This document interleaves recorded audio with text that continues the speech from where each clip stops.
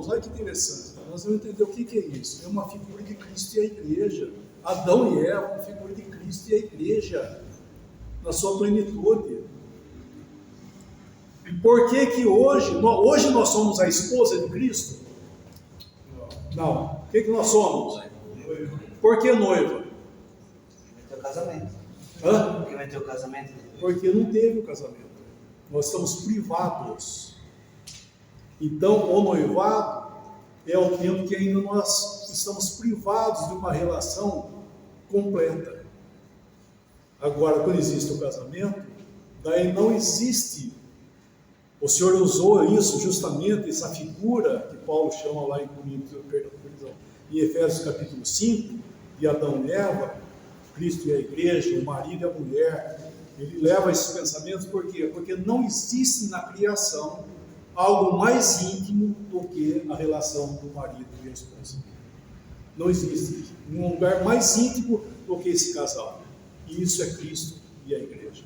Então, isso será, quando nós formos encontrar com o Senhor, casarmos, vai acabar esse limite que nós temos em nós e a situação toda, porque hoje nós somos a noiva. Então, estou dizendo isso porque a Escritura usou isso. Eu falo um monte de então, né? Assim que a má doutrina é pegar a Escritura e colocar em lugar de errado. Isso se torna o quê? Uma heresia.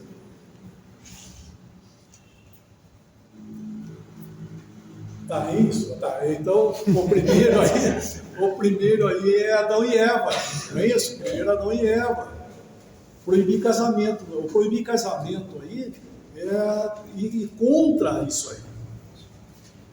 Quando Paulo falou de servir o Senhor, que o solteiro é melhor, sim. Lógico que quem é casado sabe o que estava falando. Não é verdade? Não é verdade? Não, é verdade. Quem é casado sabe o que estava falando. Porque quem casou, ele vai ter que cuidar das coisas do mundo, né? Virou mundano. Não estou falando que virou mundano, ele vai cuidar das coisas, tem que ter uma família. Se tiver filho, vai ficar mais comprometido ainda. E ele tem que cuidar disso. Por quê? Porque quem não sabe governar a sua casa, como é que vai cuidar das coisas do Senhor? Primeiro a família, depois as coisas do Senhor. Por isso que ele fala, vai cuidar das coisas do mundo. Agora, se ele é solteiro, ele está livre, o burro sem dono, né? O burro sem dono é mais fácil. Então é isso que Paulo está. Não, Paulo não está de forma nenhuma falando mal de casamento, pelo contrário, ele fala, né, em Hebreus, maldito é aquele que fala mal do casamento, é isso? Aí daquele que fala contra o casamento. Então é uma bênção. Então ele trata primeiro desse assunto aí, por isso que não existe no casamento. Vai começar a falar um monte de coisa e nada disso. Casamento é uma bênção. Na direção do Senhor, tudo bem. O outro daí, ele vai para Gênesis 9, continua ali, né? Proíbe o casamento e exige o quê? A abstinência dos manjares que Deus criou para os fiéis. Isso é Gênesis 9. A gente lá em Gênesis, ele deu tudo.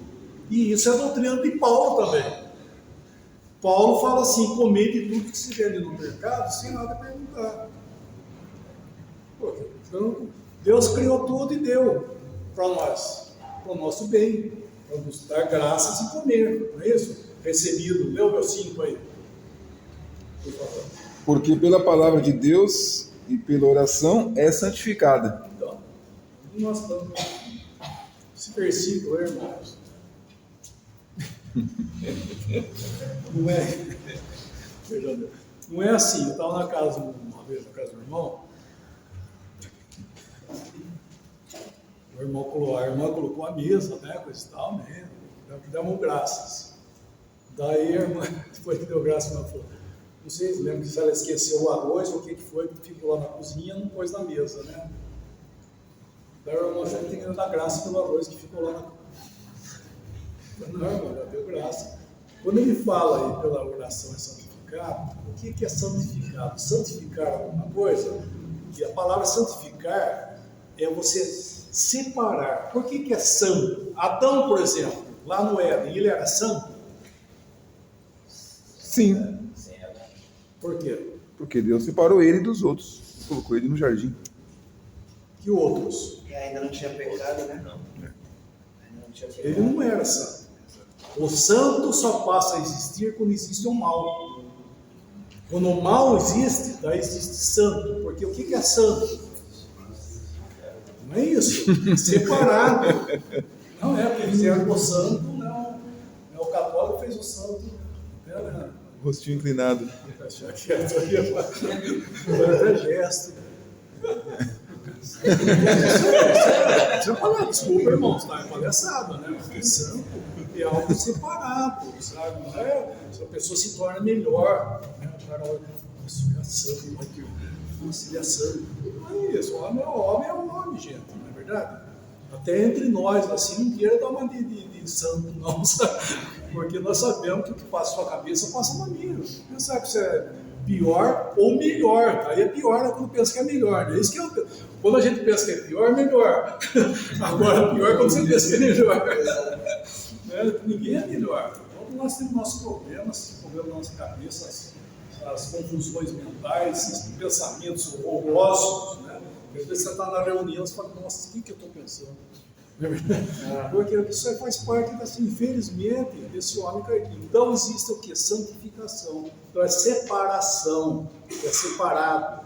Aí fala pela oração, não é isso? Que é santificado, não é aquilo, sabe? Que você pôs a comida na mesa, tem que dar graça, não pode comer antes da graça. Porque o irmão vai dar graça, os capetinhas vai sair tudo da gente come. Não é isso, tem a impressão que é isso, vai dar graça para expurgar, santificar. Não, o que é isso? Por que nós agradecemos pela comida? Nós estamos agradecendo ao Senhor que nos deu, ao Pai, né? Que nós estamos agradecidos e nós estamos comendo a comida em comunhão com Ele, que separou isso para nós, assim como nós somos separados. Isso chama santificação. Por isso que nós agradecemos. Então, assim que se de repente, sei lá, eu tiver que comer alguma coisa, acontecer alguma coisa, sem dar graça, irmão, não vai pensar que vai dar dor de barriga, dar diarreia, não vai dar nada, não. Você pode comer, amém, sabe? Parece que tem que dar graça para expurgar alguma coisa, agora está santo. Não é isso, irmão. Para de heresia, isso é heresia. Então, o Senhor nos deu, Ele nos deu na comunhão, que nós comemos todas as coisas em comunhão. Isso também leva aos alimentos, tá? Isso leva aos alimentos. Não é a comida que nos recomendará, isso é a doutrina de Paulo, não é a comida que nos recomendará a Deus, porque nada teremos ou ganharemos se comermos e também nada se nós não comermos. Pergunta: como orientar o irmão em relação a festas religiosas, como quermesse, festas juninas? Como isso deveria ser tratado? Não tem jeito, isso aí é consciência individual. Porque isso aí, irmão, eu não sei, tem que ficar preocupado com essas coisas, né? Verdade? Preocupado. A palavra fala assim que nós devemos ser sábios para o bem e simples para o mal. Nós não devemos ser sábios para o mal, simples para o mal, sábios para o bem. Porque isso é individual, sabe? Porque pensa que essas festas aí é pagã, não é pagã, ela é cristã. Você não está falando, não é disso aí que são festas juninas, isso é cristão, não é pagão. Entendeu? Começa por aí, não é pagão. Porque fizeram o catolicismo um paganismo. O catolicismo não é paganismo, é cristianismo. O catolicismo, irmãos, eram os irmãos reunidos ao nome do Senhor que virou catolicismo. Por isso que eles têm muitas práticas boas que vieram da herança dos irmãos reunidos, que eram eles. Então não é, sabe? Eu falo, senão a gente vira protestante. O protestante que assim olha para o catolicismo como eles fossem o paganismo. Não é. São cristianismo. Então cuidado com esse tipo de comportamento, né? Às vezes fica privando filhos na escola de participar da festinha, não sei o quê. Porque para com isso, sabe? Você está fazendo mal ao seu filho, né? Não quero entrar no exercício da família, Mas cuidado se não fazer uma coisa virar isso aí, ó. Cuidado com isso aí. Fica à vontade, isso é exercício. A Assembleia não tem lei para isso, mas são exercícios particulares. Amém. Mas é isso aí, ó, está consumado. Não queira acrescentar alguma coisa à sua vida para achar que Deus vai ficar mais, você vai ser mais agradável. Uma palavra que fala do nosso exercício são nas coisas espirituais, né? Da abstinências de coisas mundanas, isso sim. Mas esse tipo de coisa vai tomar cuidado. Por exemplo, falando de comida, né? O cristão, baseado naquilo que Israel fez, inventou o jejum. Não é isso? O cristão inventou o jejum. Coisa que era do judeu lá, que não era nem da lei. Foi coisa que eles fizeram. Enquanto aconteceu lá no Velho Testamento, em certas ocasiões, foram coisas positivas. Para eles viram que Deus tinha ouvido porque eles ficaram naquele estado, passaram a fazer. Daí virou o quê? Logicamente, hipocrisia. Eu jejuo 2 vezes por semana. Eu faço não sei o quê, não sou que nem esse aí. Eu não sou que nem esse aí, irmão. Eu sou. Isso, gente, isso é hipocrisia. Por quê? Porque eu faço isso, porque eu faço aquilo, porque eu dou isso. Isso é um absurdo, isso aí. E além de tudo, viu, esse é o ponto. Eu estou falando agora de coisa assim, mas vamos aqui, ó, coisa assim, né? O jejum. Por que se faz jejum? Eu não sei porque eu não participei disso, mas quem participou de jejum? Por que se faz jejum? Segundo eles ensinaram, o jejum você faz para se abster da sua carne para receber uma bênção de Deus, como algum dom, alguma coisa assim. Você vai parar. É barganha.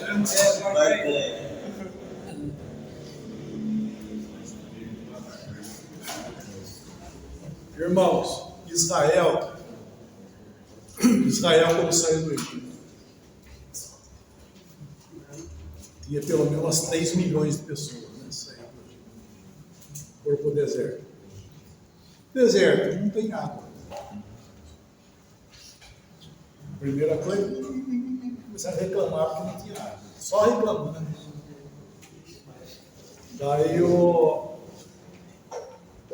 foram reclamar para Moisés, Moisés buscou o Senhor, o povo não tem água e...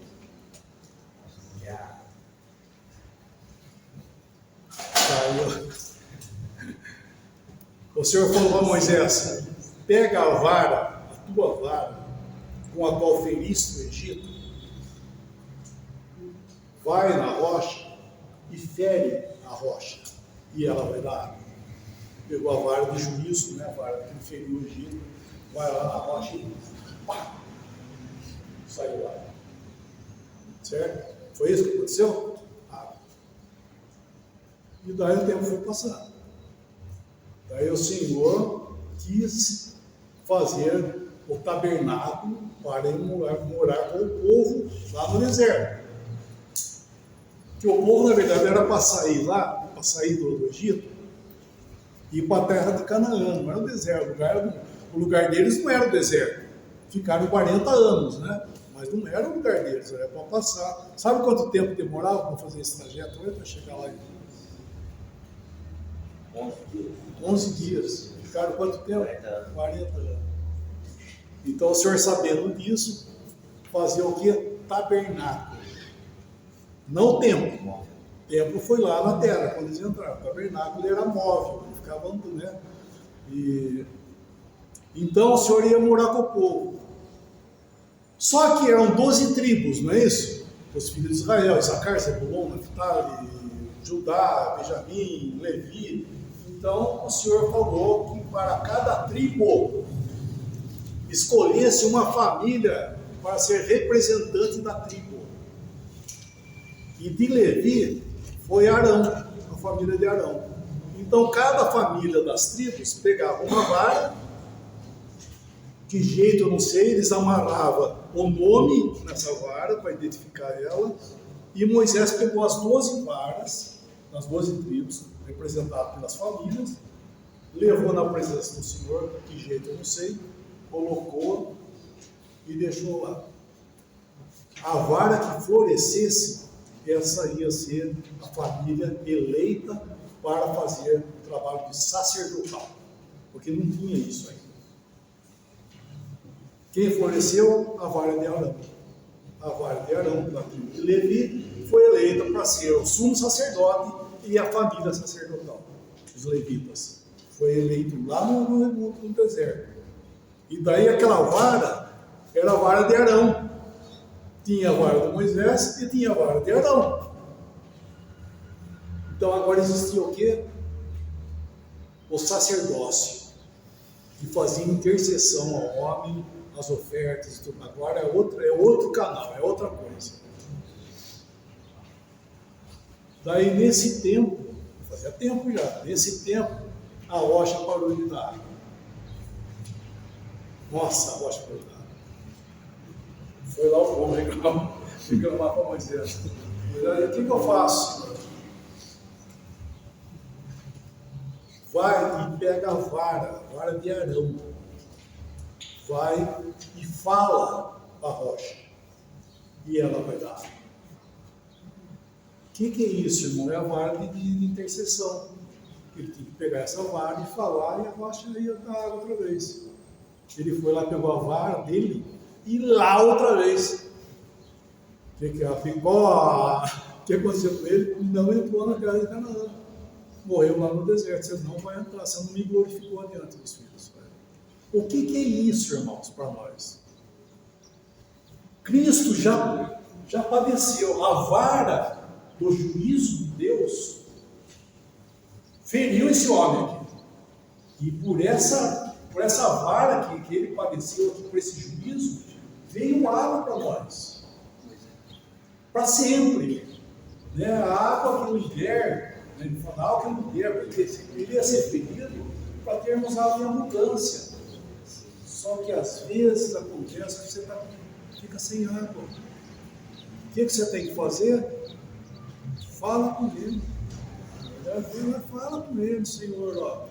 Eu estou desanimado, eu estou fraco, seja lá o que for, estou tribulado. Fala com ele. Não, eu vou fazer jejum, eu vou fazer não sei o quê. Sabe fazer penitência? Sabe o que você está falando para Deus? Que a obra de Cristo não foi suficiente. Você tem que fazer alguma coisa. Esse consumado, por isso que eu estou falando, a gente fala muito que está consumado, mas chega na hora não está consumado não, você tem que fazer alguma coisa. Isso, irmão, você está falando, você está ofendendo Deus, dizendo que a obra de Cristo não foi suficiente, que você tem que fazer alguma coisa. Aí então tem que fazer, aí eu vou começar a levantar de madrugada para eu orar, quem sabe melhor. Para com isso, meu. Não é assim. Vai lá, fala com o Senhor. Não estou dizendo que você não deve orar, que você não deve ler, não estou falando isso. Mas não é nesse princípio, não é no princípio de lei. Tudo que nós fazemos, porque realmente você não tem que ler? Tem. Você não tem que orar? Não. Mas o que é? Você tem que fazer isso? Não, nós fazemos isso. Nós fazemos porque é o gosto nosso, é o nosso gosto. Oração, né, leitura da palavra, isso é consequência da nossa vida. Aí às vezes nós queremos fazer lei. É lei. Então, o consumado aqui vai um pouquinho mais além do que a gente pensa. Né? Então, tá. Então, daí ele falou, pai, quando ele falou ao dar a sua vida, ele disse, pai, com as tuas mãos, tem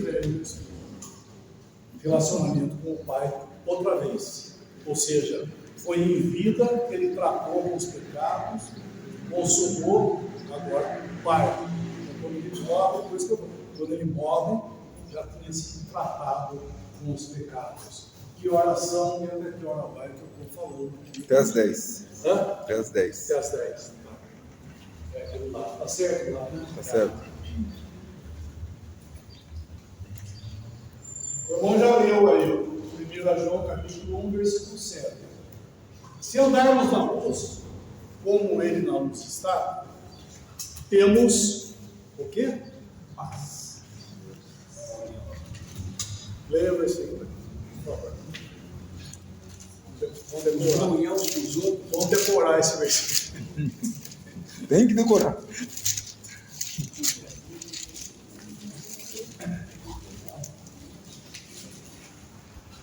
Mas, se andarmos na luz, como ele na luz está, temos comunhão uns com os outros. E o sangue de Jesus Cristo, seu Filho, nos purifica de todo o pecado. Esse se, né? Se andarmos, o sangue de Jesus Cristo purifica o pecado. Se nós não andarmos, o sangue não purifica. Você acha que está certo isso aí ou não?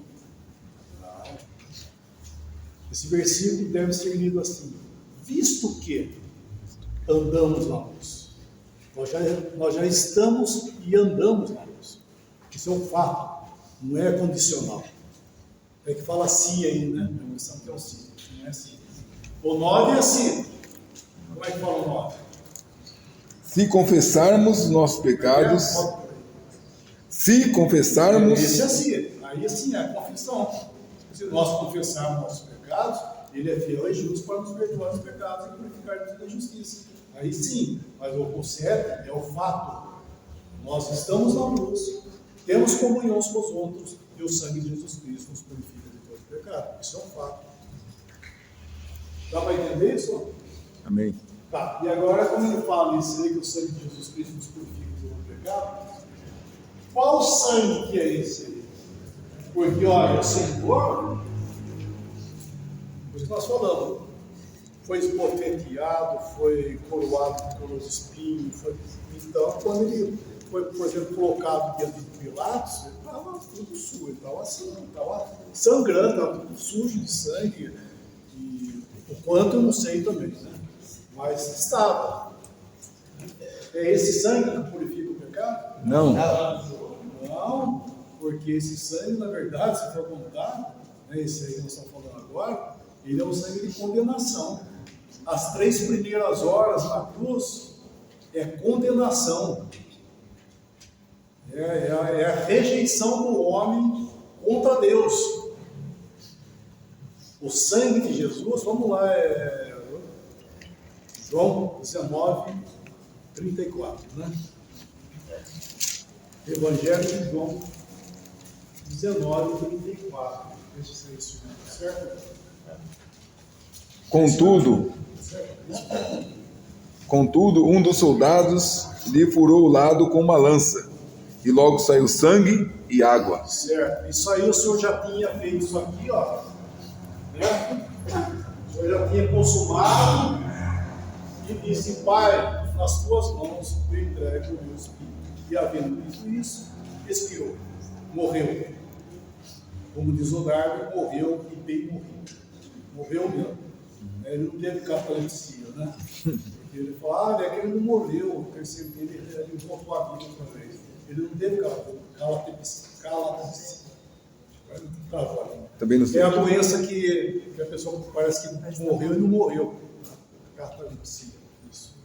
Daí, ele morreu, literalmente. E daí, quando ele estava morto na cruz, os soldados foram lá para tirar os corpos, né, para que não ficassem os corpos, quebraram as pernas dos dois, porque eles estavam vivos ainda. Quando chegou no Senhor para quebrar a perna, quem quebrava a perna? Para sufocar. Para sufocar, porque a pessoa morreu, a perna era o sustento para ele respirar. Por isso que quebrava a perna, não quebrava a perna, ele morreu afogado, né? Não sei o que acontece, tranca tudo, a pessoa morre. Então, como já viram que o Senhor estava morto, ele pegou, eu não sei se pagaram o dia, o que foi, enfiou a lança, para que ele é morto mesmo, né? Eu, na minha opinião, foi para garantir que ele estava morto mesmo, estava morto. Enfiou a lança e saiu sangue e água. Esse é o sangue.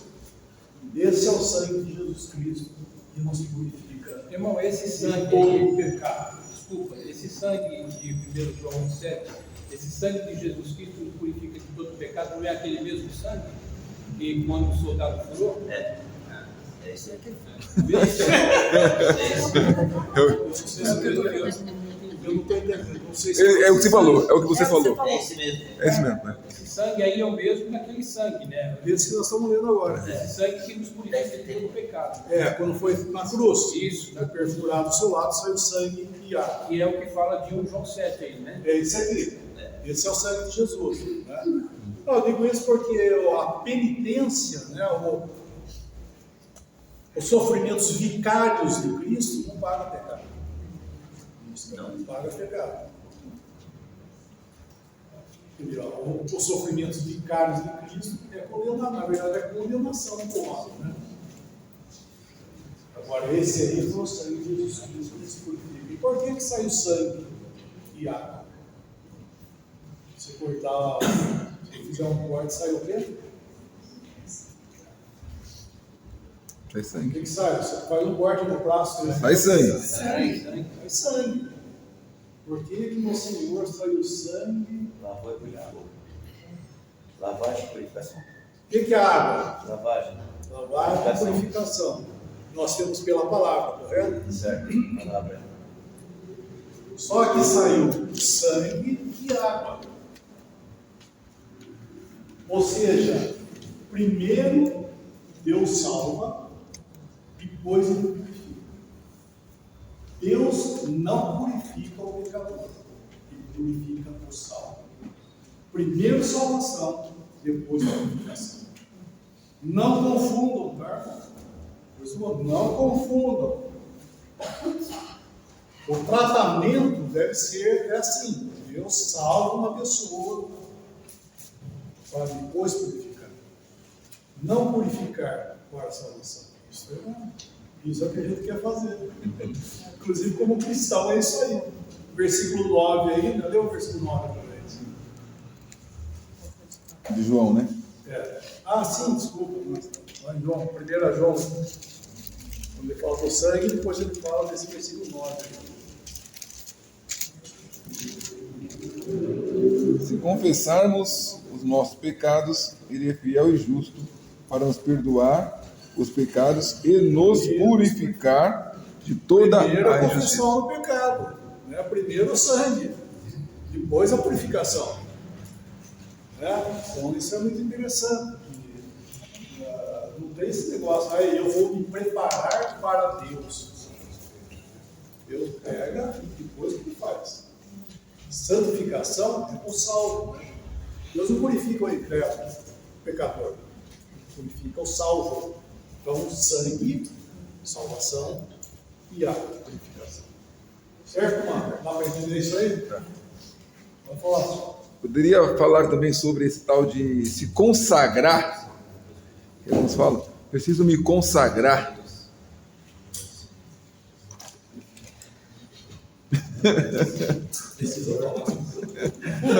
Não precisa, porque são assuntos paralelos, né? Alguns querem se purificar, outros querem se consagrar, não é isso? Precisa de consagração. Aí para dar um entendimento também. Então, irmão, todos nós vivemos para o Senhor. Sabe? Todos nós vivemos para o Senhor. Romanos. Todos. Todos. Como é que você chama, irmão? Você mesmo. Como? Júlia. Júlia. Fala certo na tabela, hein? Vai.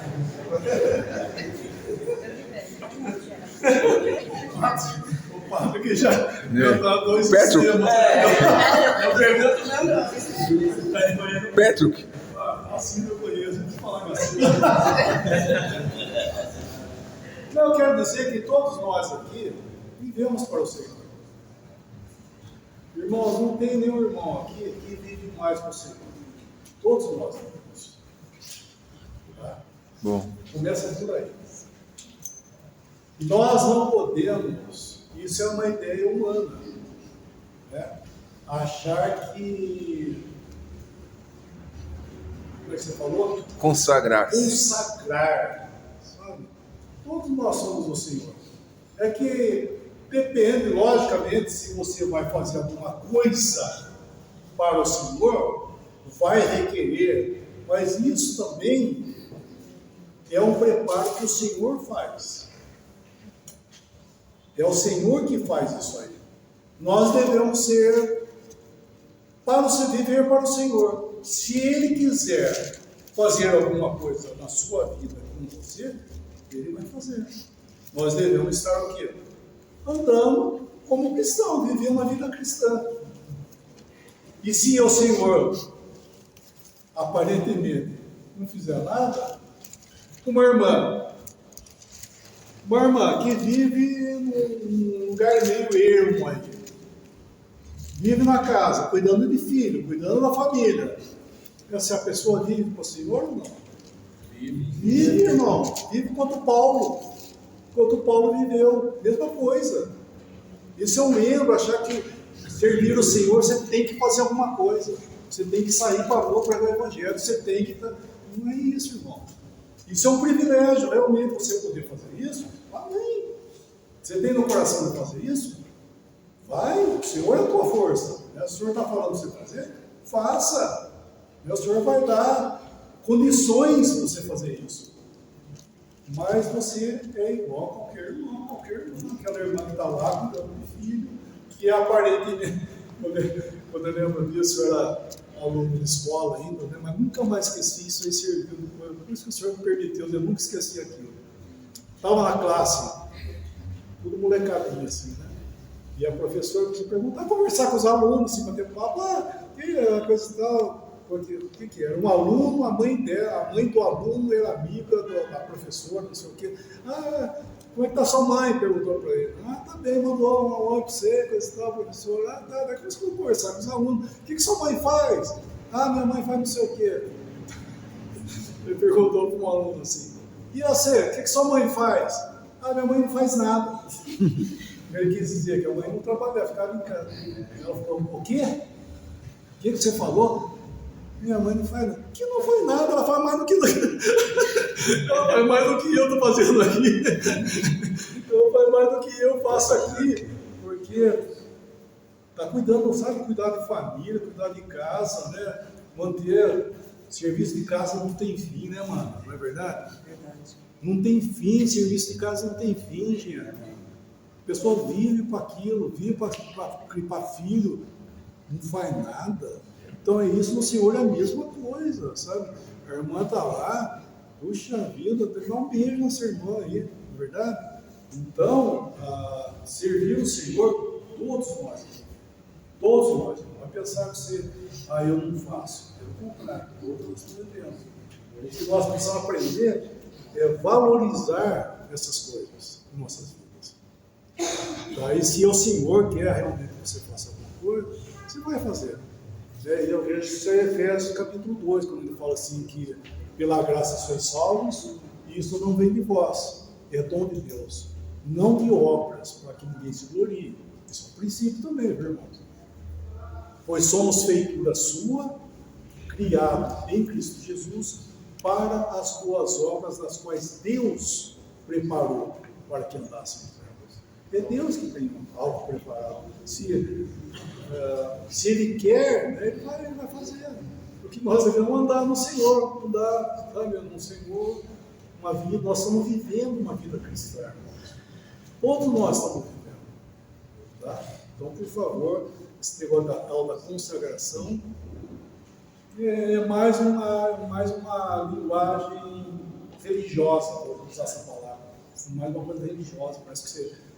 Daí se torna o irmão mais especial. Não é isso, né? Lógico que nós amamos os que trabalham, né? A palavra fala assim, reconhecei os que trabalham entre vós. Sim, nós reconhecemos, nós estamos dando valor àquilo que o Senhor está fazendo pelo irmão, pela irmã, tinha febre, né? Tinha pessoas, e isso existe até hoje, irmãos, também, nós reconhecemos isso. Mas é irmão e é irmã, ninguém é mais do que ninguém. Nós damos graças pela provisão do Senhor em colocar pessoas, né? Irmão, aquilo que você falou, a consagração é algo que o Senhor coloca na sua mão para que você possa fazer para Ele. Que você falou, todos nós temos um serviço, né? Todos nós temos um ministério e trabalhamos para o Senhor. Você falou, a nossa vida é dedicada para o Senhor. É alguma coisa que o Senhor coloca em nossa mão e nós vivemos dedicado a Ele, né? Temos a nossa vida dedicada a Ele. Isso é consagração, né? É a vida, né? É a vida. Não é algo, sabe, assim, Sim. ó, isso aqui, está aqui. Não é isso. É a É vida. a nossa vida. Nós somos cristãos, nós estamos vivendo. Natural isso. Hã? Natural isso. É natural, como nós estamos vivendo, nós estamos vivendo. Nós estamos vivendo com o Senhor. Nós comemos, nós vivemos com o Senhor. Então, A palavra consagração, ela só é citada no Antigo Testamento. E era sempre consagrado no animal, era usado o animal para consagrar alguma coisa. estou no animal outra vez. Já viu que sou no animal outra vez? Sagrado. Então, porque nós vimos que a doutrina de Paulo coloca todos nós no mesmo plano, todos nós vivemos para o Senhor. Não é verdade? Se nós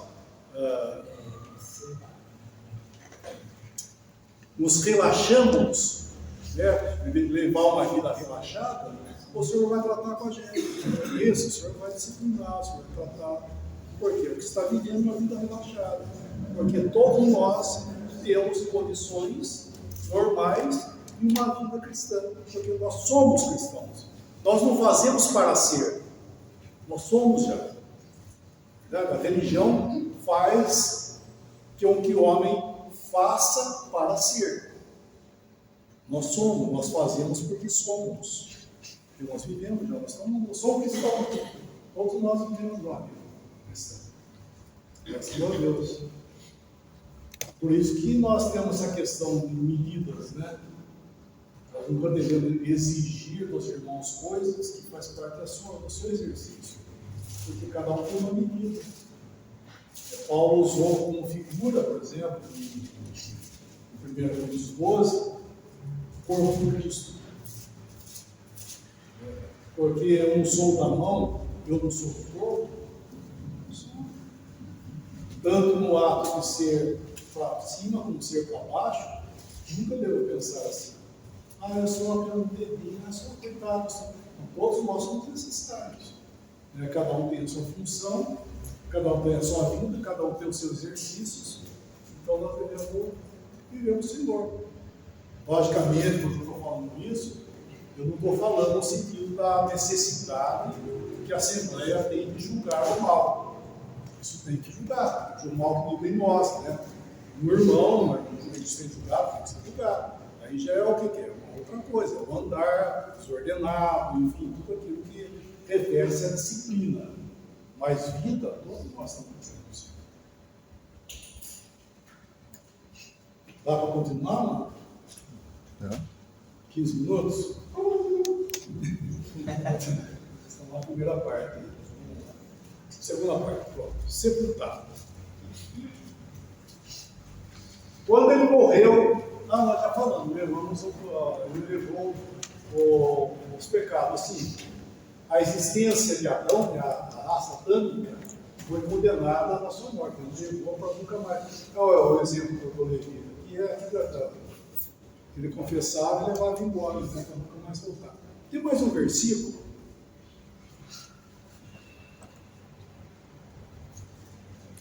Oséias 7, 18. Isso não. Corrigir.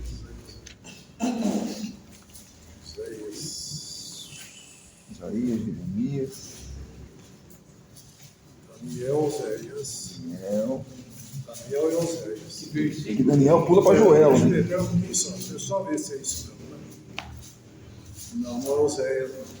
De Daniel você pula para Joel, porque os restos passam. É Miqueias. Miqueias, porque Miqueias é até o 7. É isso mesmo, Miqueias até 7 capítulos, né? É o versículo 19. Está falando de Israel, tá, irmãos? Está falando de Israel.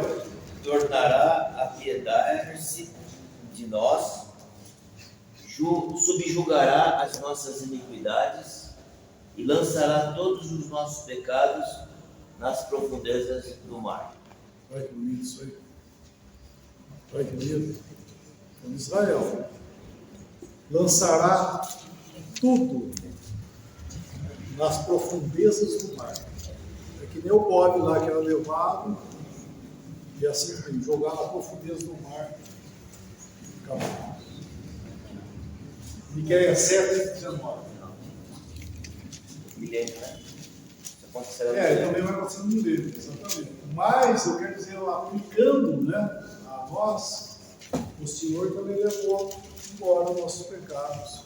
E aí, se fosse usar esse versículo para nós, tinha que colocar mais uma coisa. Ele colocou uma placa: proibido pescar. Proibido pescar. Sabe? Não tem nada de ficar lá querendo trazer pecados. O Senhor levou, acabou. Acabou, Ele levou os nossos pecados para não ter mais que tratar com isso aí. Então, quando nós tratamos, é o nosso exercício aqui. Nós erramos, nós falamos, nós pecamos, e daí o que nós fazemos? Nós confessamos os nossos pecados. Nós falamos. Pedir perdão é uma coisa, pedir perdão é a rocha ferida. Isso nós fizemos uma vez. Agora nós confessamos, nós estamos falando para eles.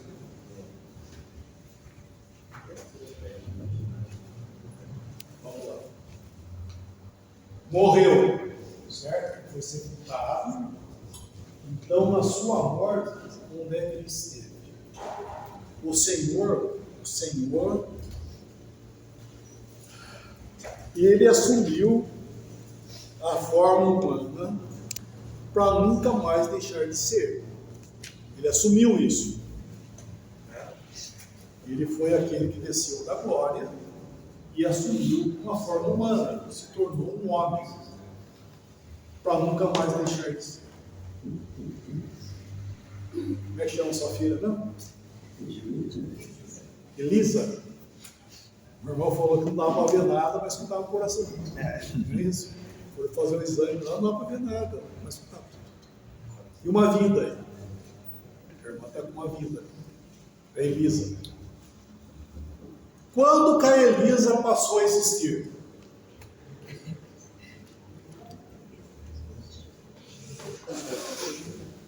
Quando foi concebida? Concebida. A Elisa não foi catada de algum lugar lá e apareceu na barriga dela. Ora para a pessoa. Só que ela é eterna. A Elisa agora é uma pessoa para a eternidade. Maria, mãe do Senhor, quando apareceu uma vida no ventre dela.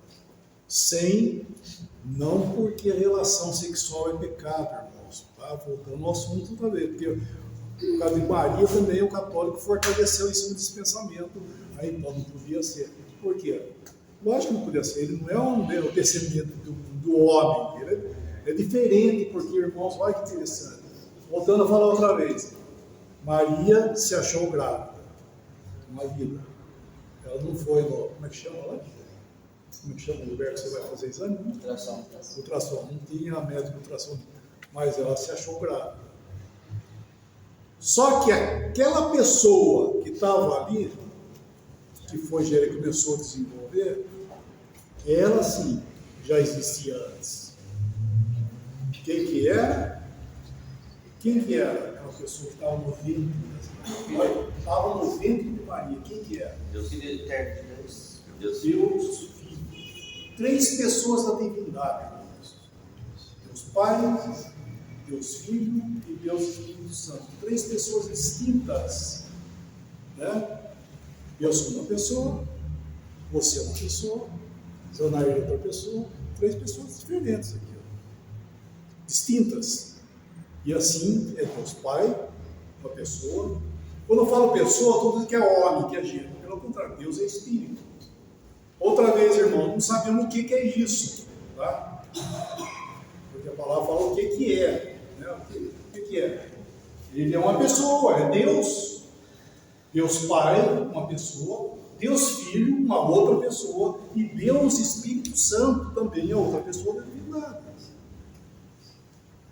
Quando a palavra, irmãos, nos fala que Deus é um, ele está falando da sua unidade. E não de união, de unidade. E toda vez que a palavra fala que Deus é um, sempre está relacionado, tanto o Velho Testamento quanto o Novo, com respeito aos deuses desse mundo. Quando fala-se há um só Deus, está falando por causa dos deuses desse mundo, para nós, tanto do Velho Testamento os que criam, como para nós o Novo Testamento, há um só Deus. Nesse versículo que for para nós, vamos falar de nós, cristãos, Coríntios 8, versículo 6, 1 Coríntios 8, quando ele está falando da idolatria e tudo mais, ele usa essa palavra, ele manda os deuses desse mundo. 1 Coríntios 8, versículo 6, por favor. Do 5 que fala dos deuses. Então, por favor.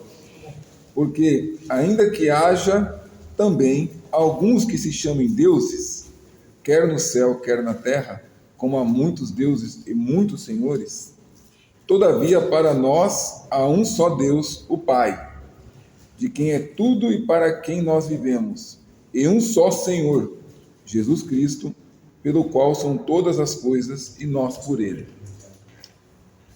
Deus desse mundo, ainda que haja muitos deuses, não fala que existe Deus, ainda que haja, porque isso é o paganismo, ainda que haja muitos deuses no céu e na terra, todavia para nós quem é? Nós cristãos. Cristãos, há um só Deus, então amém. Só que aí ele já divide essas pessoas, o Pai e o Filho.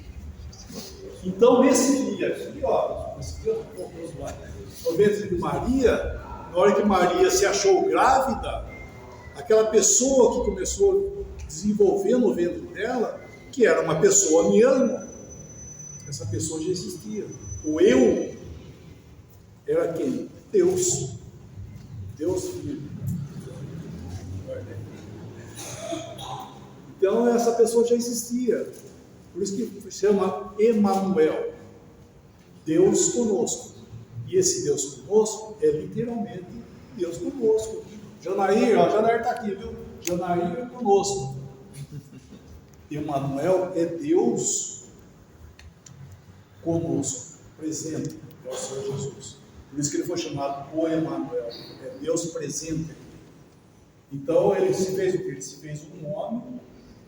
Então aquela pessoa que daí Maria veio parir, a criança cuidou, era Deus.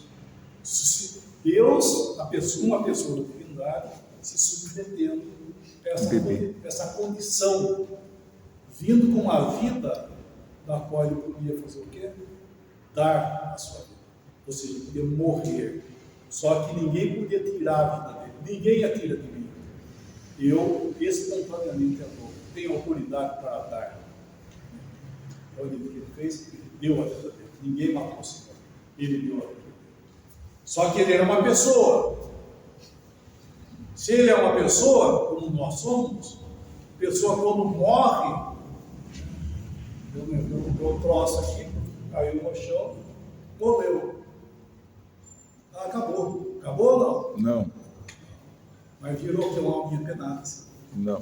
Não é também, né? É uma pessoa. Você está desencarnado. Você é você mesmo, com todos os seus todo conhecimento, ou seja, com toda identidade. Você é você mesmo. Isso o Senhor usou aquele caso do rico Lázaro, que é um fato, né? Ele parabolizou aquilo lá, esse fato, para mostrar essas duas coisas que no Velho Testamento não tinha essa luz aí. Foi em Lucas que o Senhor abriu aquela cortina para mostrar para o judeu, né, que conhecia as Escrituras, que já após a morte, já tem duas salas de espera, do salvo e do perdido. Isso eles não sabiam. O Senhor que abriu. Por isso que o Senhor foi chamado também como profeta, porque ele falou várias coisas novas Novas que eu digo, reveladas. Né? Porque, por exemplo, já existe a vida após a morte, no seu sentido, você já vai para a sua sala de espera já. Salvo e o perdido. E ele mostra justamente o estado da pessoa. O rico, né? Você pegar lá e tampar, ele foi morto, né? Sepultado, você põe assim, e lá embaixo fala, nossa, onde é que esse cara estava, hein? Porque tá feia coisa pro lado dele, né? Por quê? Porque ele viu, ele tinha sede, ele tinha lembrava, ele tinha tudo. Por quê? Porque era ele, velho. É ele, desencarnado. Mas era ele. Então nós somos, né?